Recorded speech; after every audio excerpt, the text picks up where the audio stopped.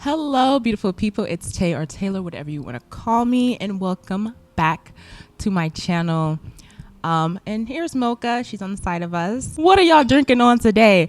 I have me a strawberry cream like milk by Califia. They just recently released these like different types of milks. You got pina colada, I think it's an orange, a strawberry, and a lime. The pina colada and the strawberry one, oh baby, yes ma'am. Okay, these are delicious. Get a Califia. Today's video, I thought would be really interesting for me to talk about my writing. Now, I know you guys, I told you guys I have a bachelor's degree in writing, and I was inspired by a comment on my last video right here. I was inspired by this comment, kind of just talking about like, can you read a favorite part from your book or something you've written? I was like, oh, I will definitely read to you guys some stories I've written. I'm going to share with you guys 4 stories that I wrote. These are my narratives I've written. And I was like, it'd be so cool to show you. But before I even read you guys the 4 stories that I have, I want to kind of talk about me as a writer. So let's just hop right into it. Me as a writer, so passionate about this. I'm so passionate about writing and storytelling because I'm a storyteller through and through. Like, that's how my brain works anyway. Like, when I watch movies, TV shows, or even play video games, like, I'm so interested in the story. Oh my gosh, it's a bird. Oh, he's so cute. It's 2 of them. Hi, they just paid us a little visit. I'm sorry, I was not expecting that. They're on the balcony right now. And they're just sitting there. Oh, that just brightened my day. But I just got so excited. I love just seeing animals. Back to what I was saying though. I love dissecting. Literally, my papa can be a testament of this. Anytime he will watch a movie or anything, he'll be like, oh, here comes the critic. Here comes the critic. She's coming. What do you got to say? What don't you like about it? And it's just I can't turn it off. It's just how my brain works. And that's why I love reviewing things like books and like recommending you guys books, TV shows. I'm just so avid about storytelling and how it's being told in different medias. But going back to me as a writer, since I was in school, my teachers have told me like, you have to market yourself as a writer. Like, you have to even pick, are you nonfiction? Are you fiction? Are you poetry? You got to figure out which one you want to even write in to begin with. And of course I chose fiction because I love writing, just make believe stuff. But if you a true writer, you know that a lot of fiction has a lot of truth in it. I write nonfiction because I do blogging content. I write stuff for, if I need to do a copy editing and all that other stuff, that's nonfiction. I'm speaking about true events, true time. I write about movies and celebrities and TV shows and all this stuff. Like, I've done that, you know what I mean? That's nonfiction. I write in nonfiction. I write in fiction because I write stories that have these different narratives, that have scenes and these dialogues in between my characters that I create. So it's just like, I write fiction. I write poetry. I write prose, and I write these moments of beautiful art with words. I write all 3 categories. And then you have genres, you have horror, thriller, romance, general fiction, literary fiction. Like, you have all these genres, and sci-fi and fantasy. And it's just like, you got to pick which one you lean more towards. And I'm just like, I like writing in all of them. I'm just not one writer. Like, I love writing stuff about this or this. And you'll see in these 4 stories that I read to you guys, through and through, I'm a creative writer, and that's what I will always be. I'm a creative writer. I can be the writer you need me to be. I can bend and twist my words in ways that I feel like is beautiful. And I know with writing it's kind of harder to show someone because a lot of people don't like to read, but I also feel like as a storyteller, I don't even have to write it. I can say it. I think that's such a beautiful talent that I have, that is a gift from God alone, that I'm able to engage people and tell stories. I tell y'all I'm a writer, but I don't show y'all I'm a writer, and I'm gonna show y'all today. In my description, in the description box below, I'm going to link my writer's portfolio. So if you guys want to have like a physical copy where you can read it yourself of my stories that I read, you can. Not the faith story I do not have that on my writer's portfolio. That is just something personal, and y'all know I love to share stuff with y'all, so I will be sharing that story with y'all. It's gonna be the first story I read. But the other 3, which is The Loss, The Closing Shift, and The Boy Next Door, All of those 3 stories will be available on my writer's portfolio. Let's just hop right into my first story called Faith. To give a little backstory, it's called Faith, and it's just about, someone who is trying to find their way by society versus kind of what the word and what God says. So it's like a battle between both. Let's just hop right into it. Faith. What defines faith? Try this. It will make you feel good, Jenna insisted. Things like that happen all the time. It's called peer pressure. Everybody tries to be somebody in life, making an imprint. People try to change themselves, not trying to feel like an outcast. But you're an outcast when you have faith. You can't do everything everyone else does. Pleasing people here on earth does what? Nothing. But what about pleasing God? You settle with a group of friends so you won't feel lonely and adjust to their ways. If you can adapt to others' ways, why can't you adapt to God's? Why are you such a buzzkill? Live a little, Jenna nagged. You give in to the pressure, but you know it's wrong. You want to feel accepted, but why not feel accepted by God? Walking with God is walking with confidence. If you feel lonely, pray to God, and He will provide you with people who will benefit you. You want to feel pleased by others when God can please you for eternity. Do you not have faith? Faith shows the reality of what we hope for. It is the evidence of things we cannot see. Hebrews 11:10. Why not have faith in God? Having faith takes time. But when you see all the amazing things God has done for you, why do you question Him still? Or you might feel like a lot of terrible things happen on earth. Why doesn't God stop them from happening? I'm not God, but I can say this. God has a plan for everything. Things in life may not seem fair, such as getting cancer, a loved one passing, and losing everything you worked for. God will heal broken hearts. When reading the Bible, God has the best intentions for you. The first thing is that He sacrificed His only Son, Jesus, to pay for our sins. He has given us tools to help guide us through such tribulations, the Bible. God never turned His back on us, even when He could have. He is loving, merciful, understanding, kind, gentle, forgiving, and so much more. People feel like if anything wrong happens, they ask God why. I learned from reading the Bible that sin is on earth, and the devil dwells on this earth and wants to cause mayhem. Reading scriptures in the Bible, Jesus spoke, "The secret of the kingdom of God has been given to you. But for those on the outside, everything is said in parables, so they may be ever seeing but never perceiving, and ever hearing but never understanding. Otherwise, they might turn and be forgiven." Mark 4:11-12. That is faith. I'm going to take a little sippy break. ASMR. Okay, I'm sorry. I hate ASMR. I don't know why I did that to y'all. Now, story number 2. This is called The Loss. This story, actually, I had to write for a class, and I really fell in love with this story because it was a scene assignment. So we had to create a scene, and what you're about to hear actually is what I did not write because I revised it after like months later of rereading what I wrote, and I was like, oh, I kind of ate down with this. Let me, I got to put something more in. A narrative came out to me where it was about this. I had it like an old black woman just kept coming out of the story, and I was like, okay, I gotta add you in, girl. The Loss is about a older black woman who lost her son, waking up to the heartache of pain again, remembering memories from a long time ago when life had a purpose and the bright sun shone down upon my brown skin. I worked in the garden as I attended to those vivid flowers that I once loved, that are now tarnished by the weeds and the weather. Today was gloomy, as the gray clouds linger as I awake each morning without your presence. It's 1954, a year since you've been gone. They took you away from me so early. The world as I know it is in shambles. The public has been marching for the civil rights movement, but those men knew what they did to you. It was a hateful action. The townsfolk are mourning and rejoicing, but I'm in despair. My sweet Cain, oh, how I loved you. I miss the songs you would sing to me, my dear boy, the beautiful tunes that you would hum as you worked, telling me, Mama, I'm gonna be famous for singing the best songs.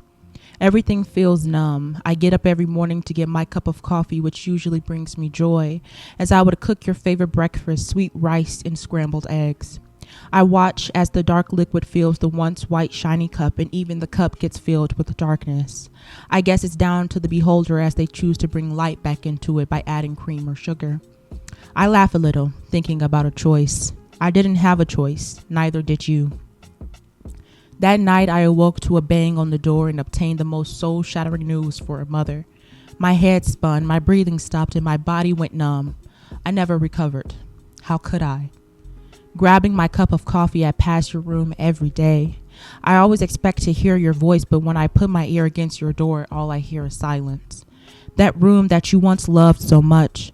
I remember helping you decorate it. You were so happy to finally have your own space. I was happy that Grandma left this land in her will for me to take over. I wanted to give you a better life, but all I did was lead you to your doom.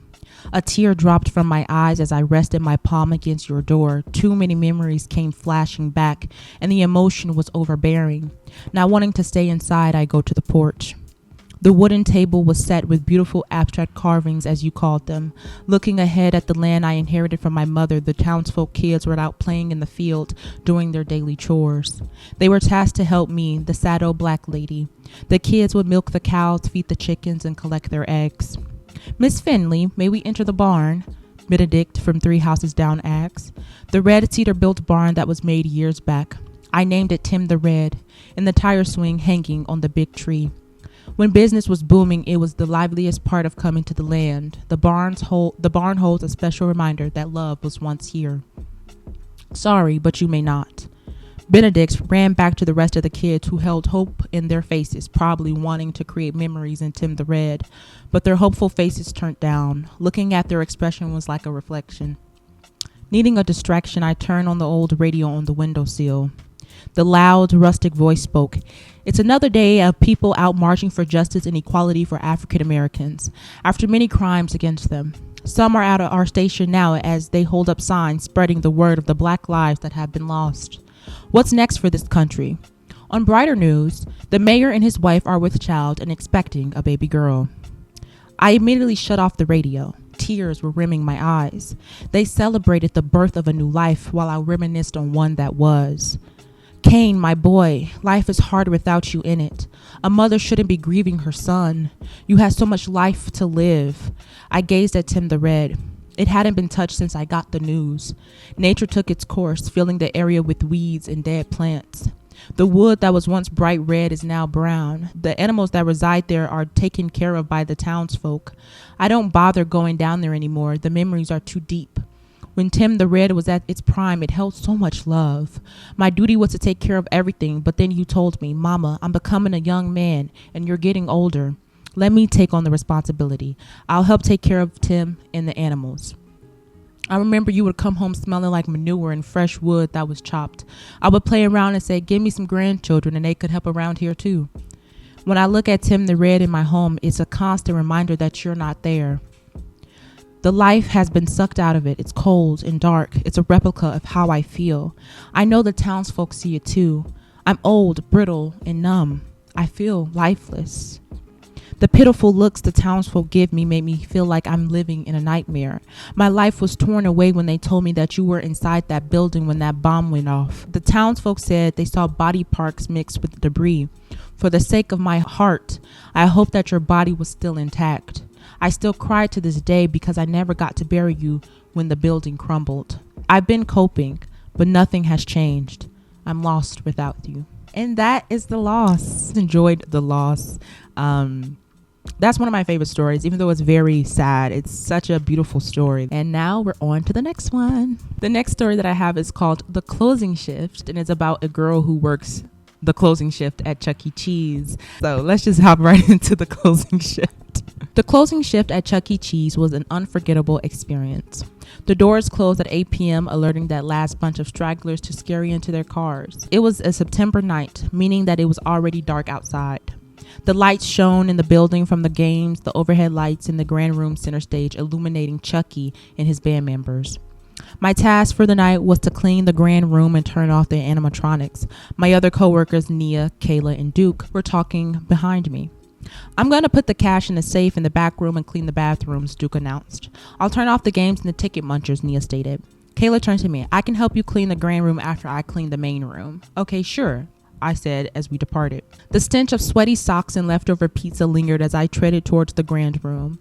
I thought working here for this long, my nostrils would get accustomed to the smell, but I gagged knowing most of those tables have stale chewed gum and boogers attached to them. When I approached the grand room entrance, rows of tables lined the room from people with big parties. The grand room always had a dark look to it because the walls were midnight blue, along with the carpet. The only brightness was the purple overhead lights that allowed a dim glow to see the surroundings. The main event was the stage that was in the center to give the spotlight to Mr. Munch, Chuck E. Cheese, Jasper, Helen, and Pascali. It will never get old how creepy they look up there, I said out loud. The task I dreaded most was turning the animatronics off. I was saving that for last. The Chuck E. Cheese that I worked at was pretty old, and when they bought the place, the animatronics came with it. They remodeled it and was reopened a year later. A rumor that the employees made was that all the animatronics were possessed. And I hate to agree, but in other establishments, the method for shutting them down was a switch in the back rooms. But with ours, it's manual. Talk from past employees claims that a person on closing duty tasked with turning the animatronics off had terrible nightmares and hallucinations. There have been multiple times that kids have cried while being in the grand room because of animatronics.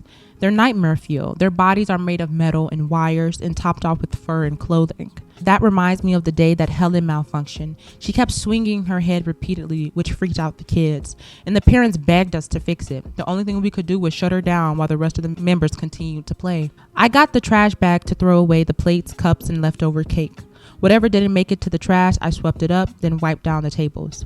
The noise from the games and the ticket muncher echoed from behind, while the metal from the animatronics clanked with every robotic move they made. I happened to look up to see Chucky and Helen giving me the side eye. That creeped the hell out of me, made a chill run down my back. I don't know who had the bright idea of thinking kids will love these things. They look like an experiment gone wrong. I was procrastinating going on the stage to turn them off. I waited to see if Kayla would be finished by now to help, but she got distracted talking to Nia. That left me alone with them. I hate to admit it, but the rumors my coworkers made up started to feel real. I felt like each one of them stared at me, tracking my movements as I cleaned the area. I would occasionally look up and see one or more of their eyes on me. Then they blink.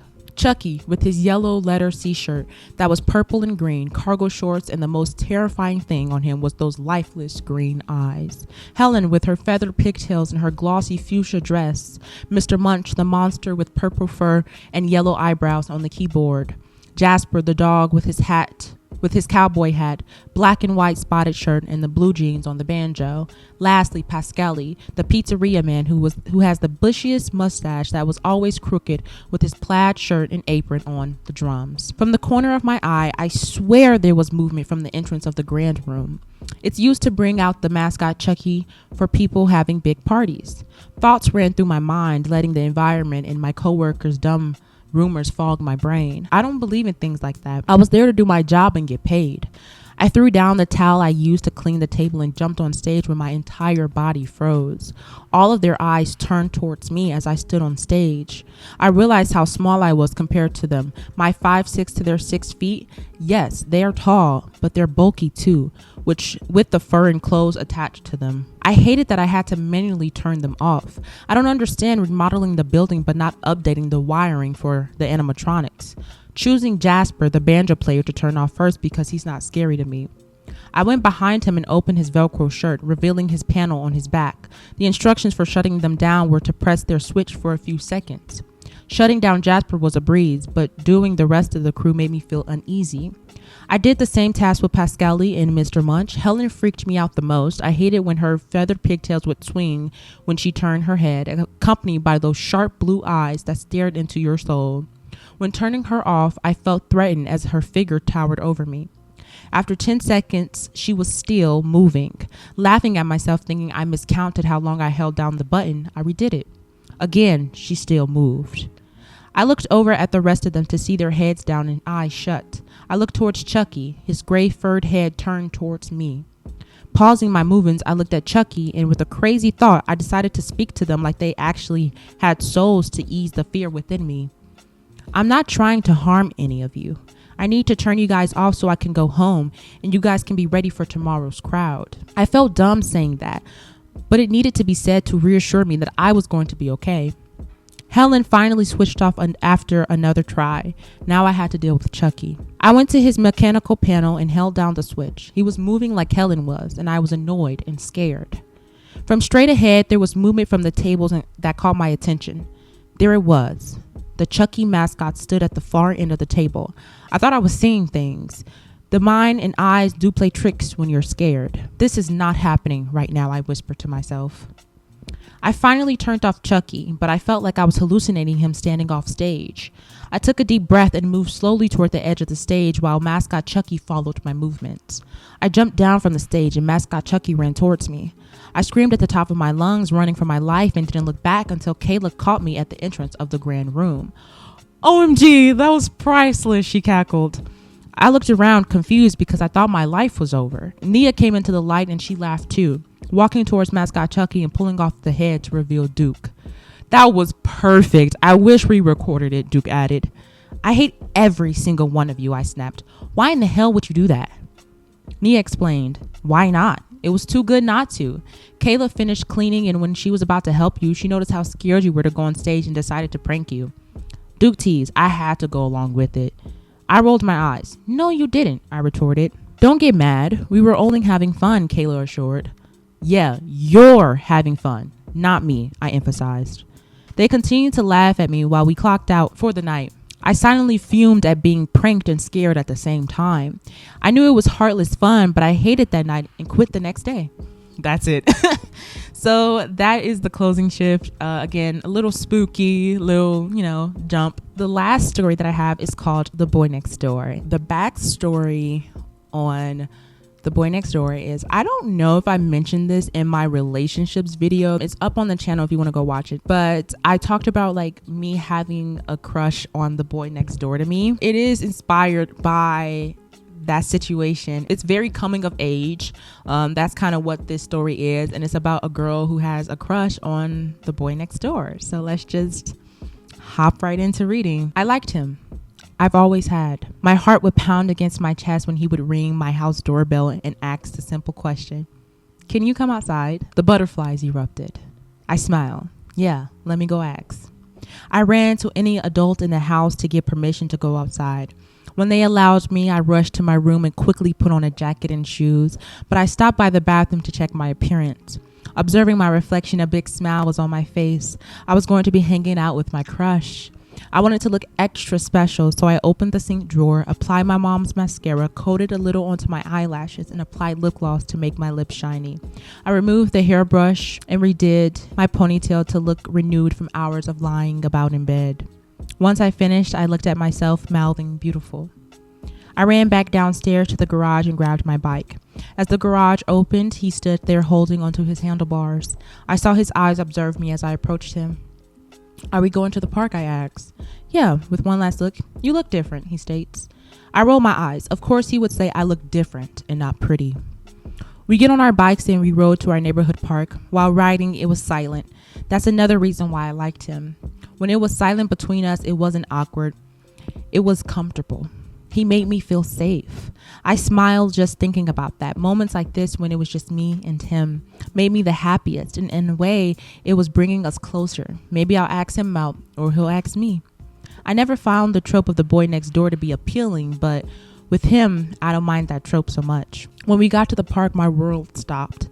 I saw my other friends' bikes parked on the grass. I thought we were going to be here alone. We went and did the same to our bikes, and from where we were standing, the park came into view and our friends were scattered around. I looked over to him. I didn't know they were out here too. He shrugged. "Me and Joss were the only ones here. She told me to come get you." My heart sank. He didn't even want me here in the first place. Mia, my best friend, had to tell him to get me? Oh. And with hurried steps, I walked towards the park. I heard his footsteps behind me, and that caused me to walk faster. I didn't want to be in his presence. "Why are you walking so fast? Are you trying to race?" he asked behind me. I turned back to him. "No." At the park, I stayed with Mia, even though she kept trying to push me towards him, and I would get mad because I told her I didn't want to be bothered by him. His laughs would hit me and leave me stunned, and then his velvety voice made my ears perk, and that smile haunted my eyes. Being in his presence was too much for my well-being, and I told my friends I was leaving. As I left to grab my bike, I felt an intense stare, and I knew it was him watching me as I left. It was time for school, and I had to walk to the bus stop. They changed it this year. It used to be at the corner of the sidewalk by the stop sign, but they placed it 3 blocks away, and it was a lengthy walk. Going to that bus stop, I have to pass his house. I haven't talked to him since that day at the park. Mia would text me to ask if I wanted to hang out with her, Josh, and him. I declined. I needed time for myself to think over this crush I had on him. Was I imagining that he liked me too? Did he know I had a crush on him, and is he leading me on? I was going crazy as I wrote in my journal about him.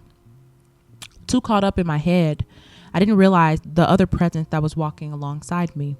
When I looked over, there he was. Ugh, I want to scream. Why is he here?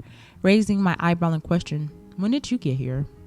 He laughed that beautiful laugh. I called your name and told you to wait up, but you seemed lost in thought. Guilty, I was, and those thoughts were about him. Silence came over us. This time it was suffocating. I wanted to walk faster to leave him, but then he would know that something was up with me. That meant I would have to talk to him, and I don't think I'm ready for that. He sighed. Hey, what's up with the silent treatment? I've texted you and Mia would invite you to hang out with us. She said you always say no. Did I do or say something that day at the park? I stopped. My heart raced. My palms became sweaty. What was he doing? He's never done something like this. He's usually chill. I couldn't find the words. I want to shout that I had a crush on him, but I kept silent. He steps in front of me, blocking me, so the only thing I see is him. I clear my throat. I've been going through things. Sorry if I've been acting standoffish. He shook his head. Are you sure? You seemed really mad at me. I wasn't. I lied through my teeth, of course. I was mad at him. He got me feeling these big emotions that I couldn't explain. Nodding and understanding, he got out of my way and grabbed my hand so that we were holding hands. And it wasn't the average hand holding. I'm talking intertwined hand holding, the more intimate one. We walked hand in hand to the bus stop, and he sat next to me on the bus instead of sitting in the chair next to me like he usually does. I melted, and my heart pounded harder against my rib cage, and my mind raced with so many thoughts. Did he feel my sweaty hands? Does this mean he likes me back? Or is he leading me on to play with my emotions? At that moment, I didn't care. Right now, it was just us. At this moment, I like him, and my crush on him keeps getting bigger like a balloon, and I hope it doesn't pop. I've hung out with him so many times, and it's been with us alone and with Mia and Josh. I felt like we're becoming a couple, but neither of us have confessed our feelings. I still question his intentions because there would be moments I would see him doing the same thing to another girl who lives on our block. Then I start to get in my head, and I hate overthinking. I confided to Mia about what I was going through, but she reassured me that he likes me more than the other girl. I love Mia, but she doesn't understand my turmoil. She has Josh, and he confessed to her without the extra baggage. Mia and I got done hanging out, and she went back home. It was getting late when Granny started preparing dinner, and I was in my room, watching videos and waiting until dinner was ready, when my name was being called from downstairs. My sister came busting into my room. Someone is at the door for you. I look at her inquisitively. It's late. Who would be at the door for me? Quickly went to the door because I wanted to know who's this mystery person. When I reached the door, my mouth hung open. Josh? Josh looked at me. Hi, I just came to give you this. He gave me a ripped up piece of paper, then left. Josh scurries away from the door and down the porch. He turns through the grass, heading in the wrong direction from his house. I closed the door and examined the note in my hand. I wanted to open it up badly, but I wanted to wait until after dinner because Granny was calling the family to come eat. I ran upstairs to my room and put the note on my desk and went to eat. As I sat at the dinner table, my mind was clouded with thoughts of what the note was and why Josh gave it to me. Quickly finishing my food, I went to my room. I sat at my desk and looked at the note. Dear Haley, I liked you, but the other girl on our block, Alyssa, asked me out, and I said yes. But I want you to know that I knew you had a crush on me, and I did have one on you. But you never asked me, and I know I never asked you. But I did really like you. Your friend, Dustin. I cried, and my heart burst into a million tiny pieces. But I knew that dumb boy next door trope was too good to be true. And that is the boy next door, and that is my last story. I really hope you guys enjoyed me reading my writings to you. Like I said, I've always told you guys I'm a writer, but I never read my work to you. And this is my work. These are all my 4 stories. I hope you guys enjoyed them, and tell me in the comments below, out of all the 4 stories, which one was your favorite? You have Faith, you have The Loss, you have The Closing Shift, and you have The Boy Next Door. So tell me out of all those 4, which one was your favorite, and give me some feedback. I love feedback, constructive criticism, even though those stories are fully done. I will still take the constructive criticism. But I hope you guys enjoyed those stories, and I hope you guys enjoyed this video, because I enjoyed reading my stories to you. I love reading my work. Again, if you guys want to check out these stories, I will have my writer's portfolio in the description box below if you want to check it out and see, you know, the physical copy of them. Thank you guys for watching it, tuning in. Make sure you like, comment, subscribe, and turn on those bell notifications so you know when I upload again. And I'll see you beautiful people in my next video. Bye.